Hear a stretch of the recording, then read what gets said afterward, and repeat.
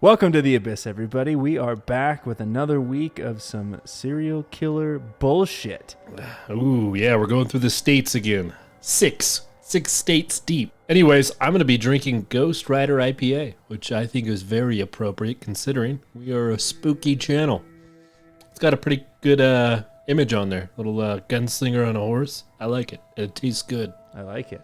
And I am drinking a beer called Fat Randy's IPA. Dude, that fits you. From Holidaily Brewing Co. But yeah, we're going to wrap it up, finally. This is like our third series that we have wrapped up on our show. We did the iceberg, and then we did the urban legends in every state. And now we got like one more after this? Is this the last one? This is it. Oh my God. Oh my God. Yeah. I didn't realize. We're done, man. I guess that makes sense. I kind of just forgot that we were at the end of the ABCs. That happens.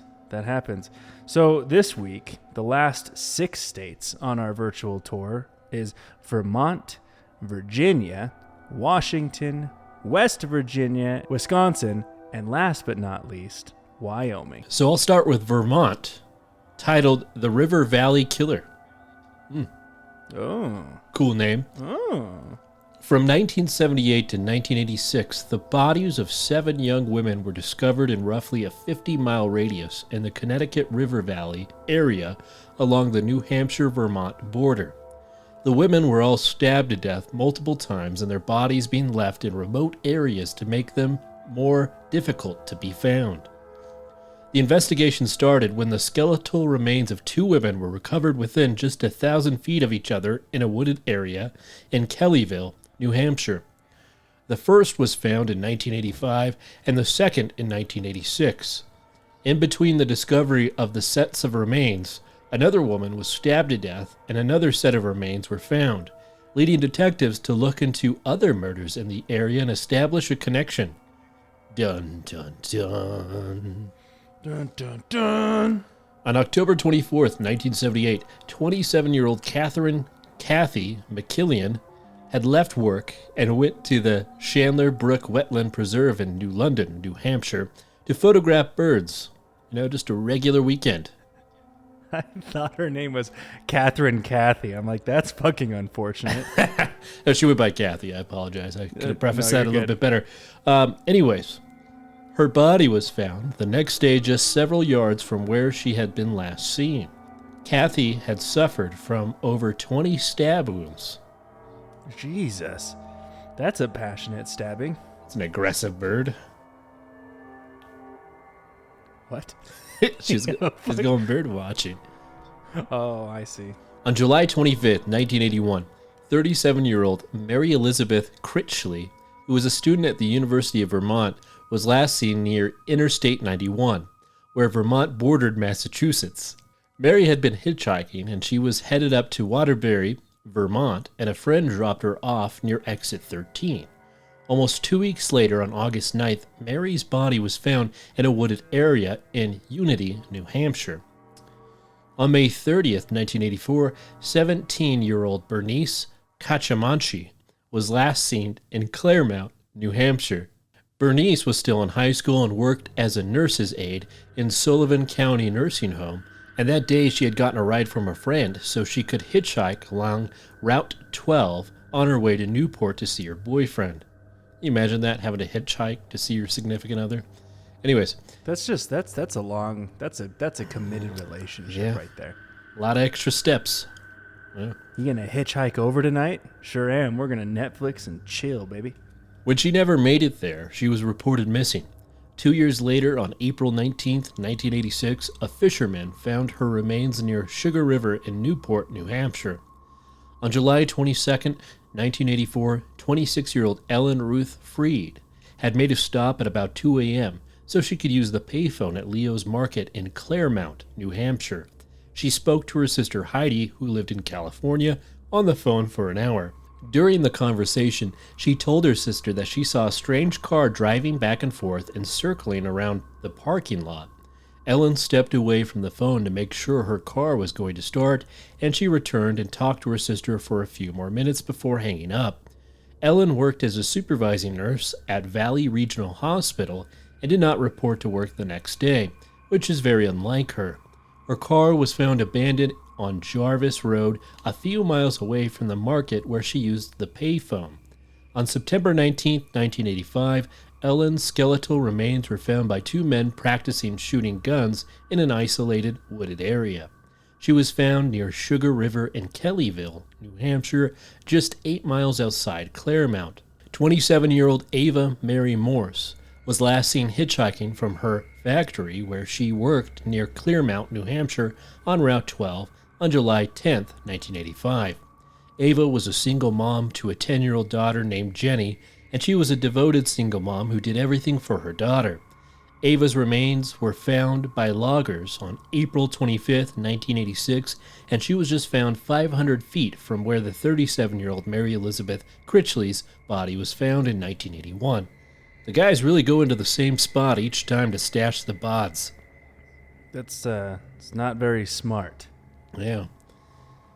On April 15th, 1986, 36-year-old Linda Moore was doing yard work alone outside her home at around 2 p.m. in Saxton River, Vermont, near Route 121. Her husband was at work, and when he returned home just one after she was last seen, he found her body brutally stabbed in the living room. She had been stabbed 25 times. Multiple witnesses reported seeing a man in his 20s with a round face, glasses, and dark hair lurking around Lydia's home just before the attack. On January 10, 1987, 38-year-old Barbara Agnew was coming home from her ski trip with her new friend on Stratton Mountain up in Stratton, Vermont. She was last seen heading to her home in Norwich.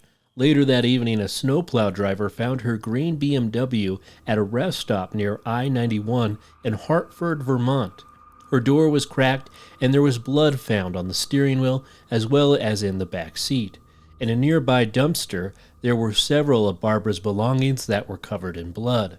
Her body was found several months later on March 28, 1987, near an apple tree on Advent Hill Road in Hartford, Vermont, in a wooded area. On August 6, 1988, 22-year-old Jane Borowski.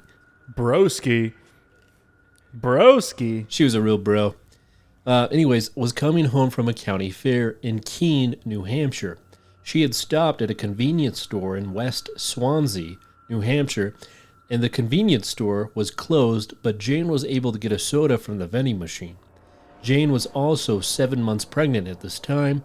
On her way back, On her way back to her car, Jane saw a Jeep Wagoneer parked next to her. The driver of the car pulled out of her car and began beating her before stabbing her 27 times. Miraculously, Jane survived and drove to a friend's home where she was taken to the hospital, providing police with a description of the attacker and his vehicle. Despite witnesses' descriptions of multiple leads, the Connecticut River Valley killer has never been identified. Wow. Just, maybe just stopped right after that. Gotta escape the heat. So he got out of the kitchen. So he just dumped a bunch of these bodies in the same place and then just fucked right off. Yep. Nice. Cool. Well, go figure, because we're going to move on to Virginia, known as the Colonial Parkway Killer, who also isn't known. So look at that. The Colonial Parkway murders were the serial murders of at least 8 people in the state of Virginia between 1986 and 1989. The killings mostly took place along the Colonial Parkway, which is a 22-mile-long thoroughfare cutting through Colonial National Historical Park, which connects Jamestown, Williamsburg, and Yorktown. Long stretches of this road are devoid of any streetlights, being extremely isolated, which makes it a popular lover's lane, which is often frequented by, young adults and kids who are just feeling the fuzzies, man. In each incident, a young couple had been sitting in a vehicle. They were targeted and were both killed. 3 pairs of victims were recovered, and another couple remains missing to this day and presumed dead. Did he have a hook for a hand, Britain? I don't know. I know what you did last summer. It's my hook hand. Several additional homicides were tentatively linked to the 4 confirmed cases. The cases of death included strangulation, gunshots, and stabbing. There was no evidence of burglary or sexual assaults in any of the cases. This killer drove his victims' vehicles away from the murder sites, which is kind of weird. So he'd find these, people just, doing nothing on Lover's Lane in any particular thing, and it would kill them and then take their car and leave. Weren't they playing like Uno or something? Just an aggressive wrestling game of Twister? Yeah. Fully clothed Twister. The hot spot. The first two known victims were Kathleen Marianne, or Kathy Thomas, who was 27, who was a United States Naval Academy graduate, and Rebecca Ann, or Becky Dowski, who was 21, a business management major who worked as a stockbroker. On the morning of October 12, 1986, a pedestrian who was jogging had seen a 1980 Honda Civic, which was down on an embankment at the Cheatham Annex overlook at the Colonial Parkway, which was 7 miles east of Williamsburg. The vehicle had veered off the road and into some thick, dense shrubbery, which is only a few feet away from a 15-foot drop into the York River. Close call, man, close call. A highway patrolman reported to the scene discovered Thomas and Dowski's bodies inside of the Civic. The lesbian couple had disappeared after leaving a computer lab at the William and Mary on October 9th. The autopsy performed found rope burns on both women's necks and wrists, as well as signs of strangulation. Their throats were slashed so deeply, almost to the point of decapitation, and the killer had covered the bodies and vehicle with diesel fuel, but he didn't light it, which is weird. He's just like, take that, and then ran away. Over 100 latent and full prints were found on the interior and the exterior of the car, but they matched nobody in the police records. Dowski's body had been found in the back seat of the car, while Thomas's was found stuffed into the hatchback. Thomas supposedly struggled with the attacker as they discovered a clump of hair in between her fingers. Both women were fully clothed, with no evidence of sexual assault. Authorities ruled out robbery as a motive since both of the purses were located within the vehicle and no money or jewelry had been taken. At the time, the police believed that the murders happened elsewhere, seeing as there was not much blood in the car itself. On September 23, 1987, salesman David Lee Knobling, who was 20 and an 8th grade student, Robin Margaret Edwards, who was 14, were found shot to death roughly 100 feet apart after being washed ashore at the Ragged Island Wildlife Refuge near Smithfield. Not cool. Right. This couple was last seen on September 19th after Robin had snuck out of her house to meet David at an arcade. Now, again, he's 20, she's 14. Did you say couple? Yeah, this couple. Uh-oh. Yeah. So anyway, they met at the arcade. Edwards had been shot in the back of the head execution style, and Knobling twice, once in the head and once in the shoulder. Both had been partially clothed. Edwards was found with her jeans unfastened and her bra around her neck. The problem was investigators were not sure if a sexual assault had taken place, since despite Edwards being underage, it was presumed that she and Knobling had a sexual relationship. Might have been that Snowtown guy who got him. Probably. Found him in a barrel. Knobling's pickup truck, which is a black Ford Ranger, had previously been discovered on September 21st by a patrolman at the refuge's park area, with the wipers, engine, and the radio still running with some articles of clothing inside. Both of the doors were open and the driver's side window was partially rolled down. This led police to believe that the perpetrator either was or had been posing as a uniformed officer. Knobling's wallet was found inside the pickup truck, which ruled robbery out as a probable motive. So he's not robbing anything, and he's not sexually assaulting these people. He's just out to fucking kill people just for the fun of it. He's like, I hate people who are having sex. He's like Jason Voorhees. Are you doing it? Well, I drowned in a lake, and I want to kill people having sex because of that, because I was bullied. Right. It's any freaking slasher movie. They just go after the raunchy teens, man. You're having sex, prepare to die. The old teen raunch. Yep. Authorities immediately linked the double murder of Knobling and Edwards to that of Dowski and Thomas because even though their deaths did not occur on the Colonial Parkway, both sets of victims were couples who had been killed at or around the Lover's Lane areas, and the two locations were only 35 minutes apart. On January 8th, 2024, So just this year, it was announced that DNA evidence revealed the identity of Knobling and Edwards' killer as Alan W. Wilmer Sr., who was a hunter and fisherman who was also linked via DNA evidence to the unrelated 1989 murder of Teresa Lynn Spa Howell. Wilmer had died in 2017. So just this year, they found evidence that linked those two. It's crazy. On April 10th, 1988, Christopher Newport University students Cassandra Lee Haley, who was 18, and Richard Keith Call, who were 20, were reported missing. Haley left her family's home in Grafton the previous day. Call picked her up for their first date. The couple then traveled in Call's red 1982 Toyota Celica. They were last seen at a party in the University Square in Newport News at 1:30 a.m. on April 10th.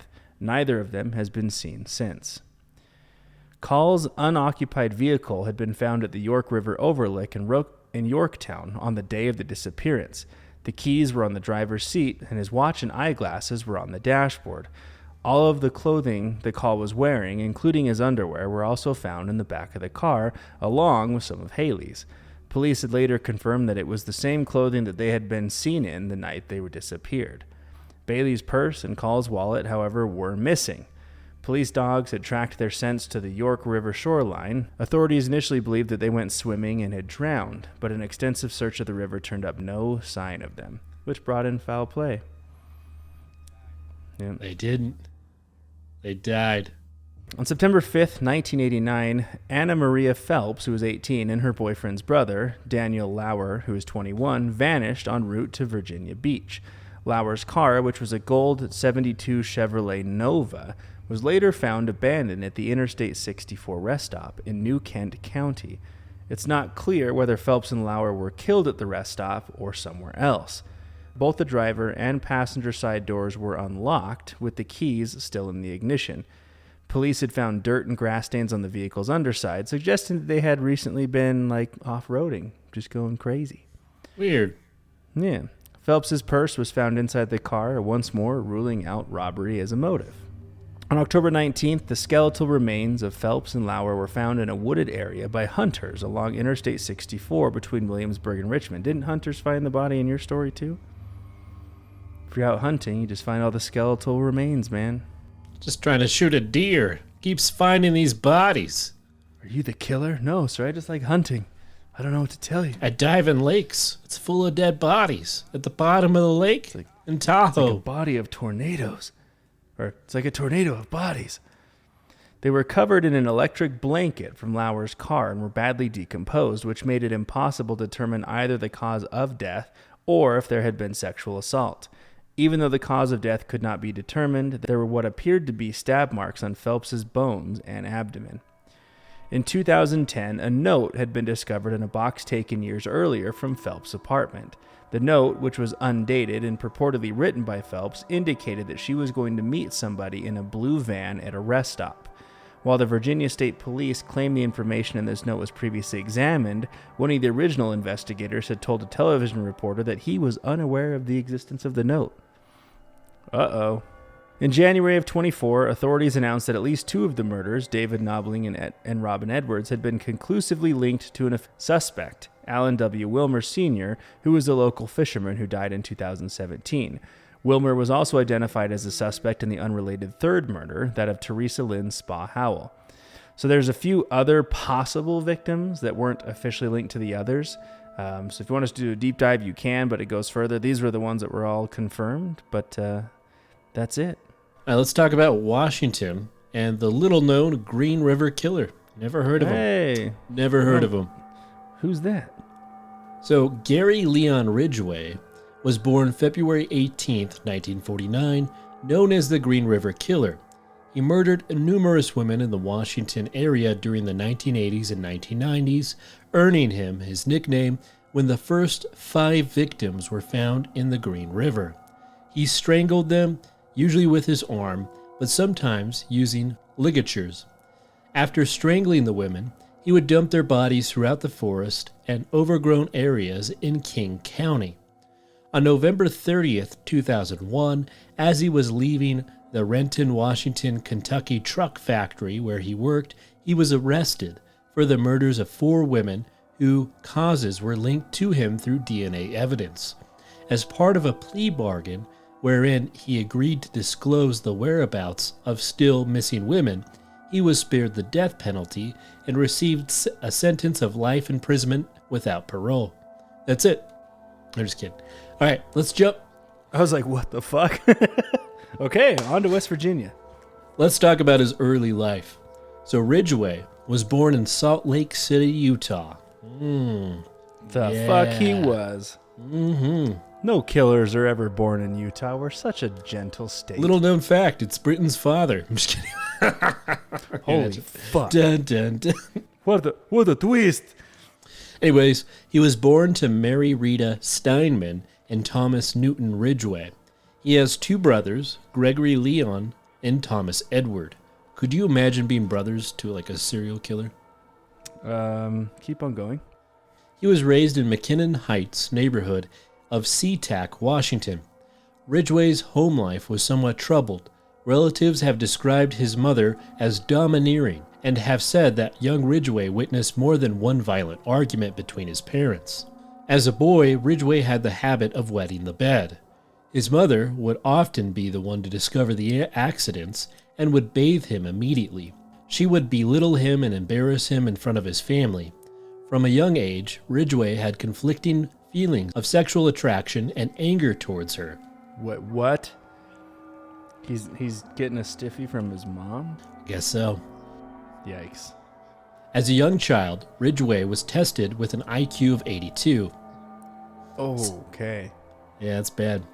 Signifying low intelligence, and his academic performance in school was so poor that at one point in high school, he had to repeat a single school twice in order to attain grades decent enough to pass.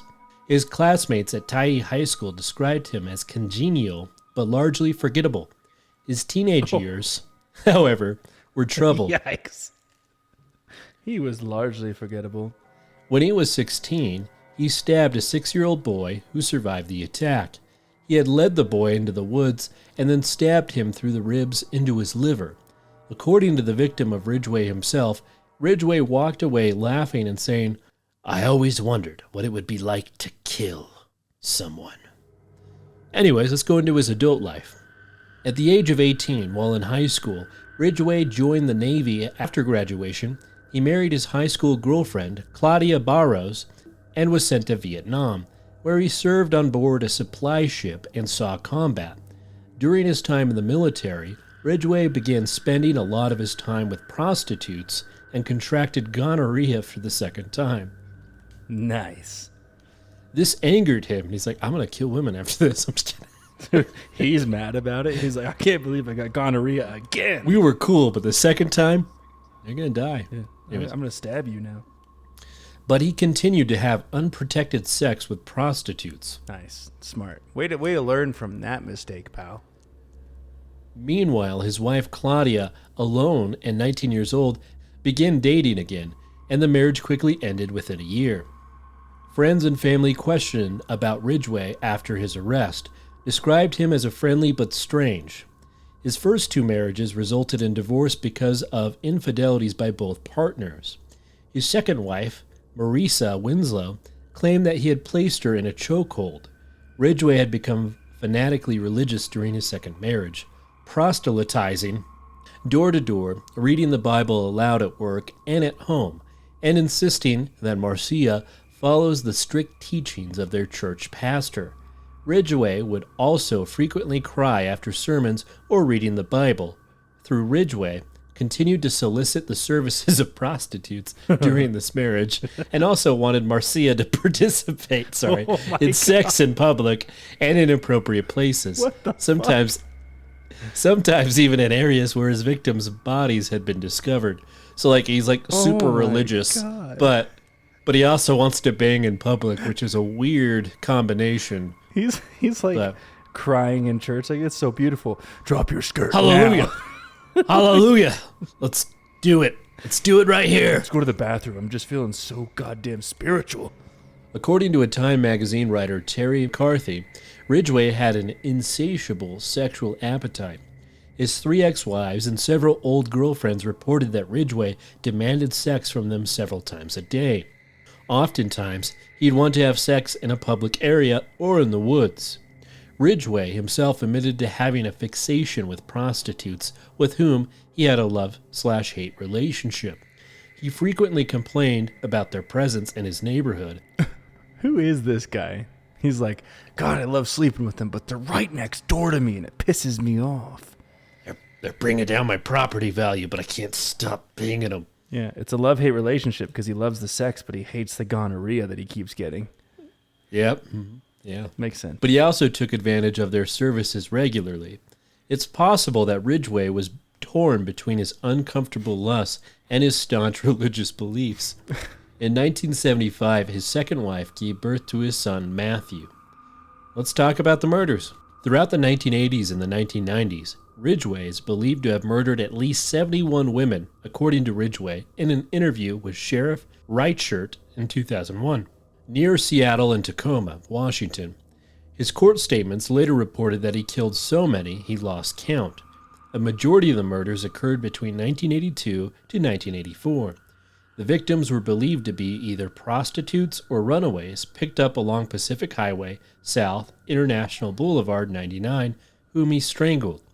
Most of their bodies were dumped in wooded areas around the Green River, except for 2 confirmed and another 2 suspected victims found in the Portland, Oregon area. The bodies were often left with clusters, sometimes posed, usually nude. He also sometimes later would return to the victims' bodies and have intercourse with them, an act of necrophilia. He's a real ditty. Because most of the bodies were not discovered until only the skeletons remained. 4 victims are still unidentified. Ridgway occasionally contaminated the dump sites with gum, cigarettes, and written materials belonging to others, and he even transported a few victims remaining across state lines into Oregon to confuse the police. What a fucking idiot. He's just going to spit my gum out right here. Well, no, it's other people's gum. For someone who's dumb, he's not doing a bad job. Ridgway began each murder by picking up a woman, usually a prostitute. He sometimes showed the woman a picture of his son to help her trust him. After having sex with her, Ridgway strangled her from behind. He initially strangled them manually. However, many victims inflicted wounds and bruises on his arm while trying to defend themselves. Concerned these wounds and bruises would draw attention, Ridgway began using ligatures to strangle his victims. Most victims were killed in his home, his truck, or a secluded area. In the early 1980s, the King County Sheriff's Office formed the Green River Task Force to investigate the murders. The most notable members of the task force were Robert Keppel and Dave Reithart, who periodically interviewed the incarcerated serial killer Ted Bundy from 1984. Their interviews with Bundy were a little help in the Green River investigations, but elicited confessions from Bundy on unsolved cases. Also contributing was John E. Douglas, who has since written much on the subject of the Green River Killer. Ridgway was arrested in 1982 and 2001 on charges related to prostitution. He became a suspect in 1983 in the Green River killings. In 1984, Ridgway took and passed a polygraph test, and on April 4, 1987, police took hair and saliva samples from Ridgway. I hear those polygraph tests are like 100% accurate. Nothing wrong with those. As long as you believe you're right. Yeah. You're going to pass. 100%. Anyways, around 1985, Ridgway began dating Judith Mawson, who became his third wife in 1988. Mawson claimed in a 2010 television interview that when she moved into his house while they were dating, there was no carpet. Detectives later told her he had probably wrapped a body in the carpet. In the same interview, she described how he would leave for work early in the morning some days, ostensibly for the overtime pay. Mawson speculated, in an interview, she was like, yeah, I don't know, it was really weird. He had no carpet. They're like, yeah, he probably rolled a body up in it. He just had so many bodies, and he only had so much carpet. Did you ever think about that? Did you ever think about that? That he probably had a body in the carpet? Did you ever think about that? Every time he left, he said he needed OT for the hookers and did a little Wink. He kept- I thought he was kidding. He kept promising the carpet will be coming, but it never did. But the prostitutes just kept coming in and out. Mawson speculated that he must have committed some of the murders while supposedly working these early morning shifts. She claimed that she had not suspected Ridgway's crimes before he was contacted by authorities in 1987, and in fact had not even heard of the Green River Killer before that time because she didn't watch the news. Author Penny Moorhead says that when she interviewed Ridgway in prison, he said his urge to kill was reduced while he was in a relationship with Mawson, causing him to commit fewer murders than he otherwise would have, and that he truly loved her. Mawson told the local television reporter, "I feel like I saved lives by being his wife and making them happy." The samples collected in 1987 were later subjected to a DNA analysis, providing the evidence for his arrest warrant. On November 30th, 2001, Ridgway was at Kenneth Truck Factory where he worked as a spray painter when police arrived to arrest him. Ridgway was arrested on the suspicion of murder of 4 women nearly 20 years after first being identified as a potential suspect when DNA evidence conclusively linked semen left in the victims to the saliva swab taken by the police. The 4 victims named in the original indictment were Marcia Chapman, Opal Mills, Cynthia Hines, and Carol Ann Christensen. And Carol Baskins. Goddamn Carol Baskins. 3 more victims, Wendy Caulfield, Deborah Bonner, and Deborah Estes, were added to the indictment after forensic scientists identified microscopic spray paint spheres as a specific brand and composition of paint used at the Kenneth factory during the specific time frame when these victims were killed. And he went to jail. And he's still alive. Damn. I did not know that he was still alive, to be honest. All right. Let's go on over to West Virginia for Joseph Paul Franklin. Joseph Paul Franklin was born on April 13th, 1950, as James Clayton Vaughn Jr. He was an American serial killer, white supremacist, and domestic terrorist who engaged in a murder spree spanning from the late 70s to the early 80s. Franklin was convicted of several murders and received 4 life sentences, as well as 2 death sentences. He also confessed to the attempted murders of magazine publisher and pornographer Larry Flynt in 1978 and civil rights activist Vernon Jordan in 1980. Both of them... Not Larry. Yeah, I know, right? That's your favorite star. I know it is. Both survived their injuries, but Flynt was left permanently paralyzed from the waist down. Franklin was not convicted in either of those highly publicized cases and made his confessions years after the crimes had occurred. James Clayton Vaughn Jr. was born in Mobile, Alabama on April 13th of 1950. He was the elder son of James Clayton Vaughn Sr. and Helen Raw Vaughn, and was brother to Carolyn, Marilyn, and Gordon. Vaughn's father was a World War II veteran and butcher who had left the family when Vaughn was only 8 years old. His sister, Carolyn, recalled, "Whenever Dad came to visit, he'd beat us," and their mother had him jailed twice for public drunkenness. Vaughn's mother was described by a family friend as a full-blooded German, a real strict perfectionist lady. I never saw her beat any of her children, but they told me stories. Vaughn later stated that he was rarely given enough to eat and would suffer physical abuse as a child, and that his mother didn't care about him and his siblings. He claimed that this had stunted his emotional development, saying that he had always been at least 10 years or more behind other people in their maturity. As early as high school, Vaughn developed an interest in evangelical Christianity, then in Nazism.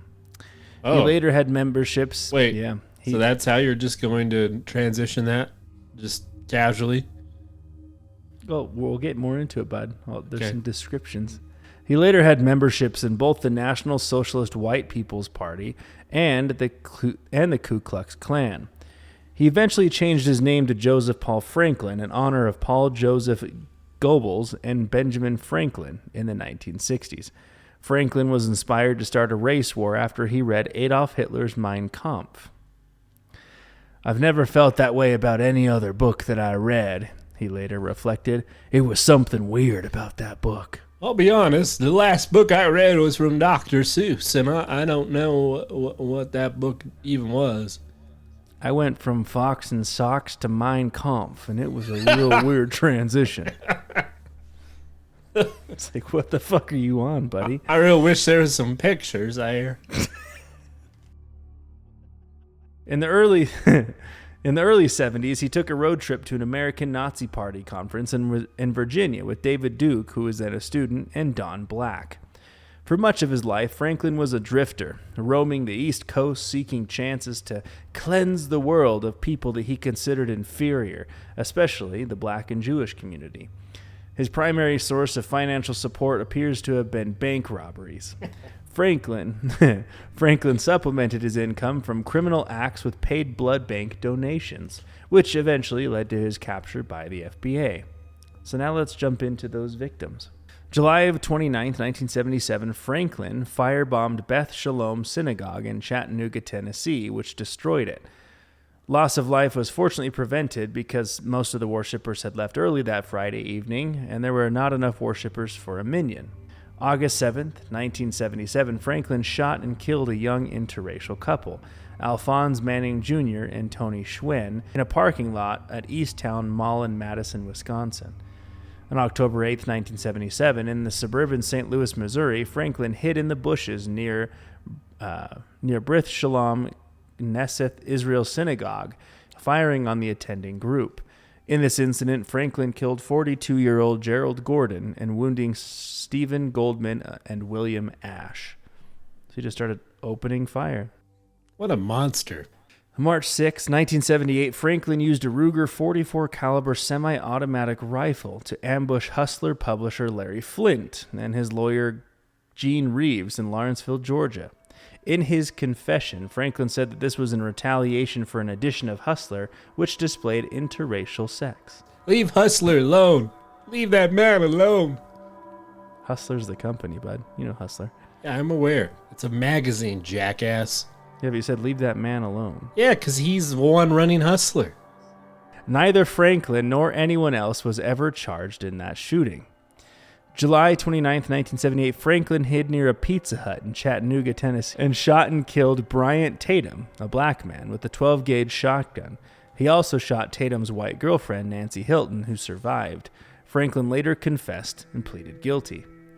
July 12th of 1979, Taco Bell manager Harold McIver, a black man, was fatally shot through a window from 150 yards in Doraville, Georgia. Franklin confessed but was not tried or sentenced for this crime. Franklin said that McIver was in close contact with white women, so he wanted to murder him. October 21st, 1979, Franklin killed Jesse E. Taylor, another black man, and his white wife, Marion Brezette, in Oklahoma City, Oklahoma.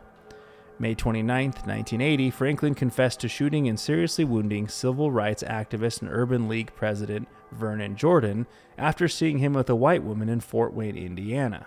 June 8, 1980, Franklin killed cousins Darrell Lane, who was 14, and Dante Evans Brown, who was 13, in Cincinnati, Ohio. So he had been waiting on an overpass to shoot a racially mixed couple, but he decided to shoot the boys instead, a crime to which he later confessed. June 15, 1980, Franklin shot and killed Arthur Smothers, who was 22, and Kathleen McCullough, 16, with a high-powered rifle as the couple walked across the Washington Street Bridge in Johnstown, Pennsylvania. Smothers was black, McCullough was white. On the day of the murder, Franklin took a concealed position on the wooded hillside which overlooked Johnston and waited for potential targets to enter his line of sight. He was never arrested for the murders, but he confessed to them during a jailhouse interview after his apprehension. June 25, 1980, Franklin used a .44 Ruger pistol to kill two hitchhikers, Nancy Santamero, who was 19, and Vicky Durian, 26, in Pocahontas County, West Virginia. He confessed to the crime in 1997 to an Ohio assistant prosecutor in the course of investigation in another case. He said he picked up the white women and decided to kill them after one said that she had a black boyfriend. Jacob Beard of Florida was convicted and imprisoned in 1993 of these charges and was freed in 1999, and a new trial was ordered based on Franklin's confession. On August 20th, 1980, Franklin killed two black men, Ted Fields and David Martin, near Liberty Park, located in Salt Lake City, Utah. Hey, I've been there. He was tried on federal civil rights charges as well as state first-degree murder charges. Following those 2 murders in Utah, Franklin returned to the Midwestern U.S., traveling through Kentucky. He was detained and questioned regarding the firearm that he had in his car. Franklin tried to flee from the interrogation, but authorities recovered sufficient evidence from his vehicle to potentially link him to the sniper killings. His racist tattoos, coupled with the habit of visiting blood banks, had led investigators to issue a nationwide alert to blood banks. In October of '80, the tattoos drew the attention of a Florida blood bank worker who contacted the FBI. He was then arrested in Lakeland on October 28, 1980. Franklin faced legal action across the United States for the next 2 decades, eventually being convicted of multiple murders, attacks, and other crimes at both the state and federal levels. He was sentenced to life in prison, receiving the death penalty in several states. Franklin tried unsuccessfully to escape during the judgment phase of 1997 Missouri trial on charges of murdering Gerald Gordon, but was ultimately convicted. Psychiatrist Dorothy Otno-Lewis, who had interviewed him at length, testified for the defense, saying that he was a paranoid schizophrenic and unfit to stand trial. In October 2013, victim Larry Flint called for clemency for Franklin, asserting that a government that forbids killing among its citizens should not be in the business of killing people itself. Yeah, that's a good point. So Flint didn't want to kill him. Franklin was held on death row at the Potosi Correctional Center near Mineral Point, Missouri. In August 2013, the Missouri Supreme Court announced that Franklin would be executed on November 20th. Missouri Attorney General Chris Koster said in a statement that by setting execution dates, the state high court has taken an important step to see that justice is finally done for the victims and their families. Oh, wow. Well, good riddance. Let's move on to Wisconsin. The killer known as the Lonely Hearts Murderer. Aw, that sounds kind of nice, actually. Yeah, it is. Long before there was a Craigslist or .com dating, there were places where men and women who were too shy or busy to meet face-to-face could find romance, calling themselves matrimonial bureaus. These organizations were known mostly as the Lonely Heart Clubs, and they flourished through the middle of the 20th century. Wasn't those newspaper articles? Yeah, a little posting like, I'm looking for... Like, yeah, I'm 6'5", jacked, make $120K. And I'm hung like a fucking horse. I just look poor, so... I'm so wealthy. Such was Detroit's American Friendship Society, which opened its doors in 1927. By 1931, it had earned more than $100,000. The business continued to thrive even after the country plunged into a deep depression. For an annual fee of $4.95 for men and $1.95 for women, members got a listing of available matches, mostly widows and widowers, with a description of their most attractive features, whether real or not. Among American Friendship's clients in 1931 was a man who, based upon his written profile, should have had no trouble attracting the ladies. Wealthy widower, the ad read, worth $150,000. His income from $400 to $2,000 a month. His profession was listed as civil engineer. Own a beautiful 10-room brick home, completely furnished with everything that would make a good woman happy. My wife would have her own car and plenty of spending money. Would have nothing to do but enjoy herself. Cooler heads might have figured that this was too good to be true, but not for Asta Eicher, 50, a Chicago widow with 3 children, Greta 14, Harry 12, and Annabelle 9. Eicher's husband, a silversmith, had died 8 years earlier, and since his death, she had dedicated herself to raising her family. In a flash, they disappeared. In July 1931, for the first time in years, she had told friends that romance had again entered her life. But other than her new lover's name, Mr. Pearson, she offered few details. The same month, she asked William O'Boyle, a boarder, to find another place to live. The excuses she gave was that the pudgy, pig-faced little Pearson Oh my God. who had been hanging around the house for weeks, was moving in. Pig face, pudgy little bitch. God, those Pearsons. Then she and her children disappeared. No one paid much attention until August, when O'Boyle was back to Eicher's house to pick up some tools he had left behind. Eicher and her children were gone, but the man O'Boyle, known as Pearson, was there, and he was emptying the house. O'Boyle called the police, who asked the stranger about the missing family. The man introduced himself as Cornelius O'Pearson. That's a cool name. My name is Cornelius O'Pearson. Of the Fairmount Hotel, Fairmount, West Virginia. The Eichers, he said, had moved to Colorado and had left him behind to settle their affairs. He produced a letter that appeared to be in Eicher's handwriting, saying he had paid her property taxes and mortgage and that he should tidy up the house to prepare it for renters. But when he could offer no real details on the whereabouts of the family, police decided to probe a little bit more. No one in Fairmount, West Virginia, had ever heard of him, and it seemed that the trail was about to go cold. The investigations at Eicher's house yielded a few clues, in the form of love letters. The letters led them to a small property near West Virginia hamlet called Quiet Dell, where Pearson lived under the name of Harry Powers, with his wife and 4 years, Luella. It would soon become known as the Murder Farm. Powers insisted that Eicher had gone west, but then just a few seconds later, he sputtered that the widow had traveled with him to West Virginia. The conflicting stories raised suspicion, so detectives kept sniffing around. They learned that 2 months earlier, Powers had built a garage on the property. When they took a look inside, they found jewelry, clothes, and other items that belonged to Eicher. Soon after that, the widow and her children were found. On August 28th, police dug up 4 corpses wrapped in burlap sacks and buried in a shallow grave. A day later, they found the body of another woman in the garage.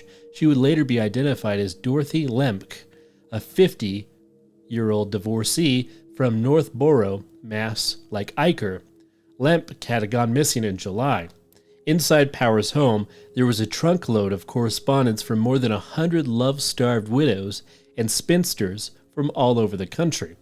Letters and photos found in the trunk suggested that he had been operating as a love racketeer for more than a decade.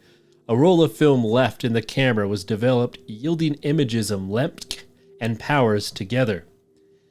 After a brutal grilling by police, Powers confessed to 5 murders after promising marriage. The story goes, after promising marriage, he had driven Eicher and her kids from Chicago to his farm. He locked them up for a few days, then took them to the room where he had suspended a noose from the rafters. One by one, they were hanged. I was permitted, little Harry Eicher, to watch the killings of his mother and others, but in the middle of it, he let out an awful scream. That's fucked, man. Powers told police. I was afraid the neighbors would hear it, so I picked up a hammer and let him have it. Lemke had arrived a day after the Eichers. She was ushered into the garage, locked up, and later hanged. Digging around the farm produced no more bodies, but there was a strong suspicion that Powers had killed before. Asked once about how many he had murdered, he shrugged his shoulders and muttered, I don't know. Other women came forth with stories about how Powers had wooed them.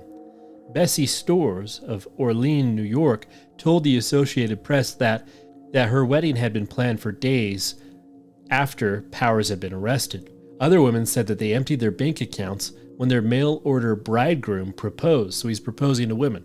As soon as he pocketed their cash, he vanished, leaving the ladies sadder and wiser, but alive.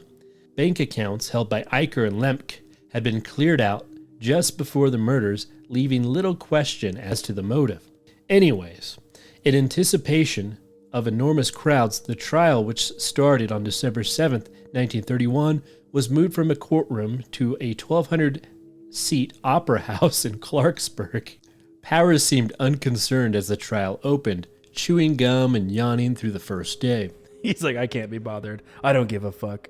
By the time he got on the stand, however, he was in tears.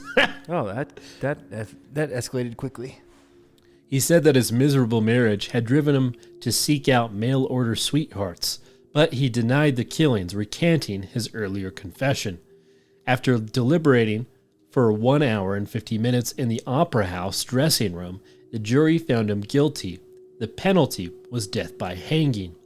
In jail, the prisoners produced a detailed confession, and on the gallows of March 18, 1932, Powers was given the chance, as all condemned men, to offer one last statement. But for once, the Don Juan, who had spewed out thousands of words to women all over the country, had nothing to say. "No," was all that he uttered, before the trap door opened and he plunged to his death. Sayonara. All right, well, let's send this series on home and put it to bed with Wyoming, with the killer Keith Hunter Jesperson, also known as the Happy Face Killer. The Happy Laugher.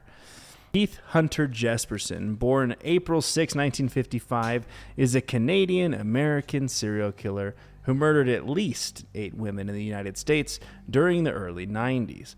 He was known as the Happy Face Killer, as in he drew smiley faces on his many letters to the media and authorities. Many of his victims were sex workers and transients with no connection to him. Strangulation was Jesperson's preferred method of murdering, which he often used to kill animals as a child. I can't imagine, strangling a small animal to death. Or a person. I mean, I want to make that clear. It's not just the animals. It's anything. Yeah, it's weird that you picked out animals, but not people.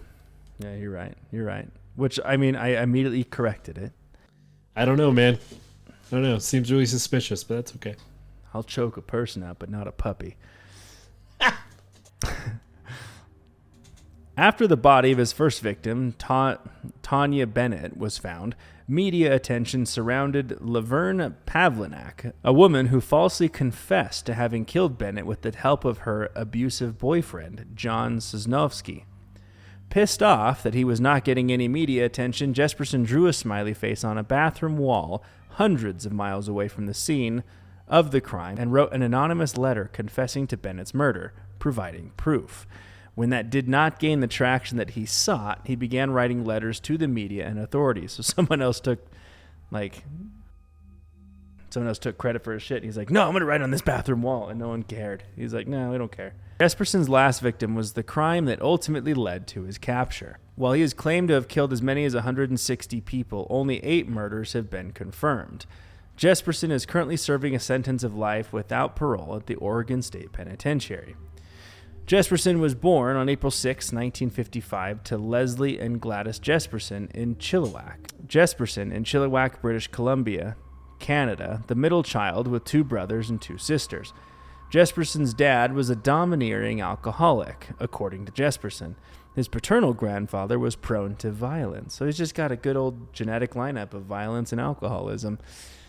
Jesperson's father denied being an abusive parent. However, these were able to be confirmed with other family members' discussions. So he's like, no, I wasn't. Everyone's like, yeah, you were. You're an abusive piece of shit. So deal with it.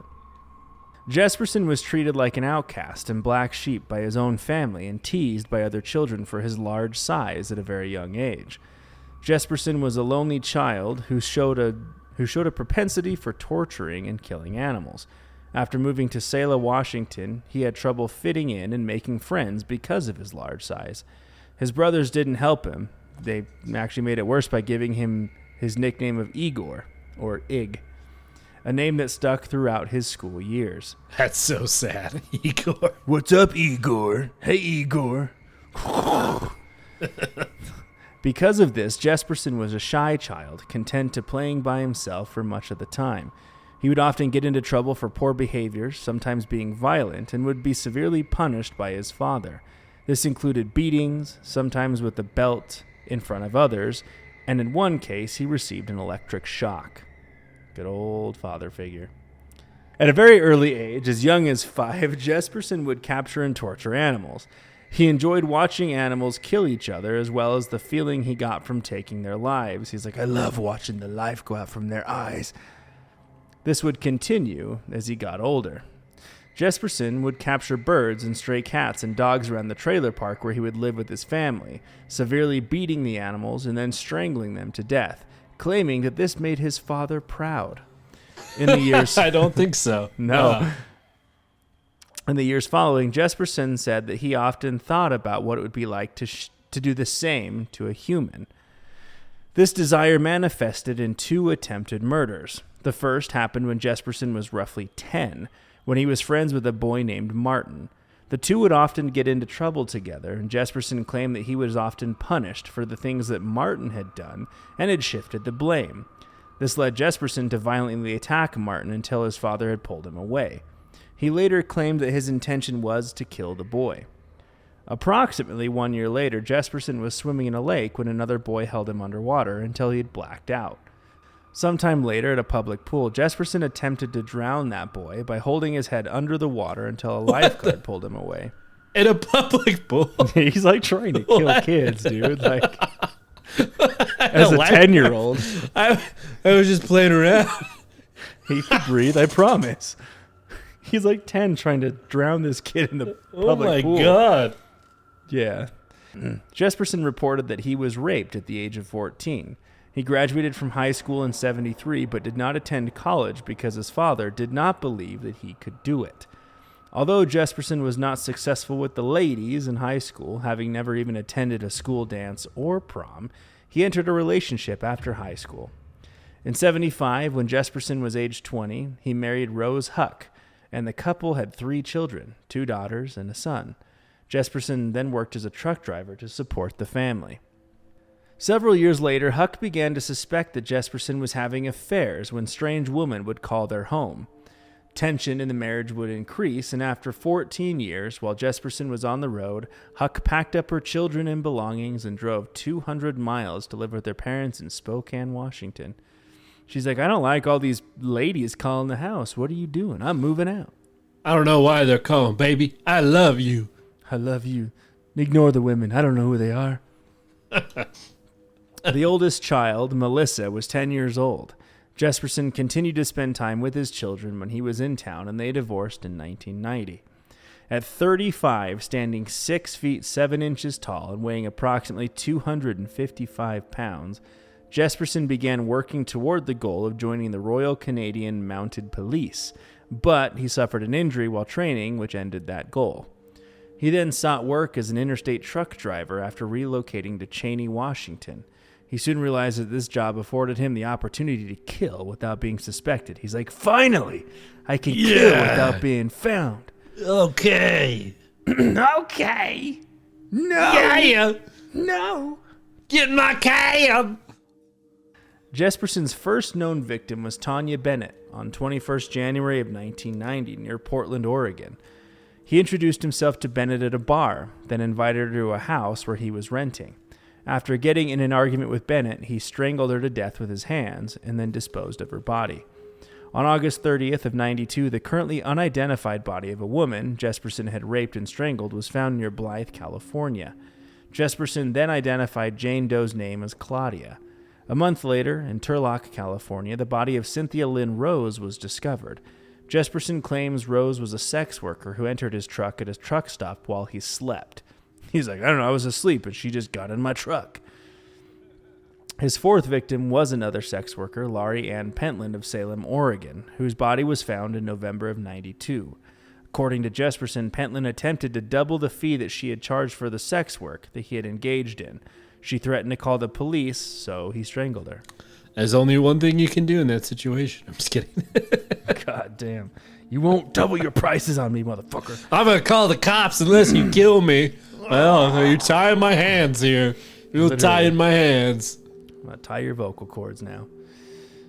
Jesperson killed his next victim in June of 93 in Santa Nella, California. She was a previously unidentified woman named Patricia Skipple, who he claimed was named Carla or Cindy. Police originally considered her death as a drug overdose. In September of 94, another Jane Doe was found in Crestview, Florida. Jesperson had previously said that her name was Suzanne, and she was identified as Suzanne L. Kellenberg on October 3rd of 23. Jesperson was arrested on March 30th of 95 for the murder of Julie Winningham. He was questioned by police a week before, but they had no grounds to arrest him when he refused to talk. The following days, Jesperson decided that he was definitely going to be arrested. So after 2 suicide attempts, he turned himself in the hopes that it would provide leniency during his sentencing.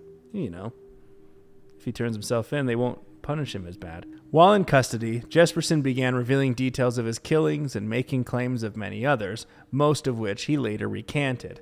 A few days before his arrest, he wrote a letter to his brother in which he confessed to having killed 8 people over the course of 5 years. Although Jesperson at one point claimed to have had as many as 160 victims, only 8 women killed in Washington, Oregon, California, Florida, Nebraska, and Wyoming have been confirmed. He is serving 3 consecutive life sentences at the Oregon State Penitentiary in Salem, and in September 2009, Jesperson was indicted in Riverside County, California, on murder charges. Following Bennett's murder, as all the attention was going to Pavlinak and Sosnovsky, Jesperson wrote the confession on the bathroom wall of a truck stop, signing it with a smiley face. When that did not create the attention he desired, he wrote letters to media outlets and police departments confessing to his murders, starting with a 6-page letter to the Oregonian in which he revealed the details of his killings. Jesperson signed each letter with a smiley face. This led Phil Stanford, the journalist working the story of the Oregonian, to dub Jesperson the happy face killer. Ooh. So there you go. That's it. Our virtual tour of serial killers around the United States. Son of a bitch. So again, thank you very much for joining us here tonight. And a huge thank you to our paid supporters of the show: Modelo Time, Bill Cleaton, Curtis and Lara, Mothman, Laura, Devin, Conklin family, and Lou. Your paid support of the show definitely helps us out. And if you yourself want to become a paid supporter of the show, the link will be down below. If you don't want to do a monthly subscription, we also have a link for a one-time payment to the show that will help us contribute to our beer fund. So thank you very much for all the support. Bill Cleaton's my favorite. But anyways, if you're listening to us on YouTube, please like, share, and subscribe, as this really helps us get us out there. And as always, thank you for entering the abyss. Until next time.